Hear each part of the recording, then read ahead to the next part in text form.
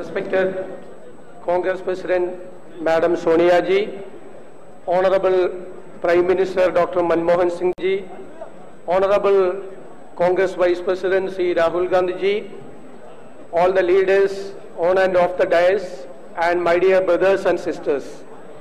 It is my great privilege and honor to address this august gathering and to share my thoughts. We are living in the era of changes and challenges. In the social, political, economical sector, we are moving towards a modern and egalitarian world. As politicians, political activists, our great challenge is to understand what is this change and change with the times. I am very sorry to say that nowadays the cream of the society and intellectuals and younger generation are distancing themselves from the political parties. They are not only distancing, they are not only keep away from the politicians, but they are having an aversion to the political parties. No serious discussions are going on. No qualitative discussions are going on. Nothing here is to attract the younger generation and new generation. We have to change the mode of communication. Now we are not able to communicate with the new generation, intellectuals, cream of the society. We have to change the mode. We are even using the terminology, outdated terminology of 50 years back. We have to change a lot.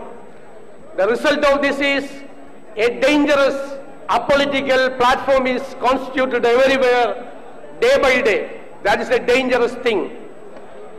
Our country has also got into information superhighway.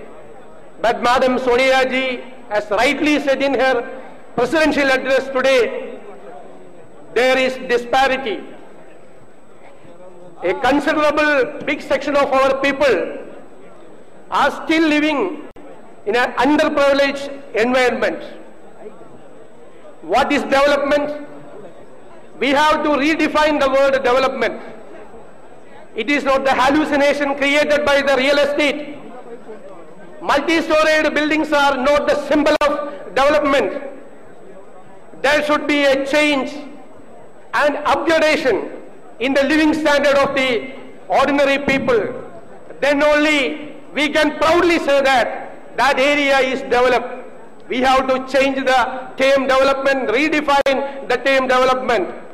Some in our bureaucracy are still in a mindset where they love a good drought or a bad flood, as P. Sainath has rightly pointed out in 1990s.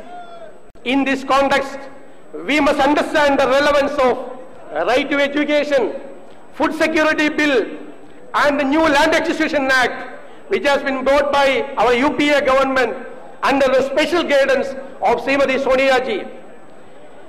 These initiatives, such type of initiatives, will bridge the critical gap between the haves and have-nots.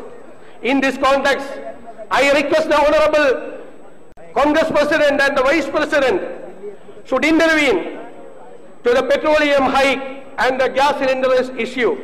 The government must take back its power, its right to decide and control price of our petroleum products, at least in the case of cylinders. From 1991 onwards, the country has experienced the good and bad of economic liberalization. Today, our Honorable Finance Minister has presented proudly the achievements we have earned for the last 10 years. I am not an expert on that, but one thing is sure, it is the right time to assess the impact of liberalization, how it has affected the common people all over India. The methodology and process needs to be decided with sensitivity, scientific approach, and sense of reality. As Gandhiji said, the litmus test should be whether a government initiative is taking care of the common people or the poorest of the poor. If it is not, rethink about it. If something is adversely affecting the large majority of the people, it must be changed. If something is pushing the people to the sidewalks of the civilized life, it should be amended.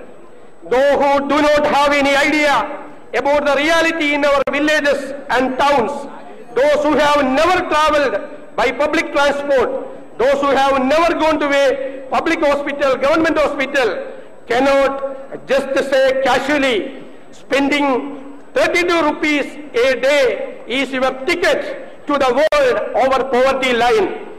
Our slogan should be sustainable development, inclusive growth, and equitable distribution of wealth. Unless and until we take into consideration the protection and preservation of natural resources, cut down on the carbon footprint, and protect the environment, no modern world order will come to India. Madam, I am concluding. We represent one of the biggest and oldest political organization in the world. And at present, our leadership, Madam Sonia ji and the young and dynamic Rahul ji, are looking at ways to redefine ourselves, redefine our style of functioning, rejuvenate our system, and reinvent our strength. Let us realize the importance of these things, and let us be proud to be Congress workers and rededicate ourselves to the service of our nation. Thank you. Jai Hind.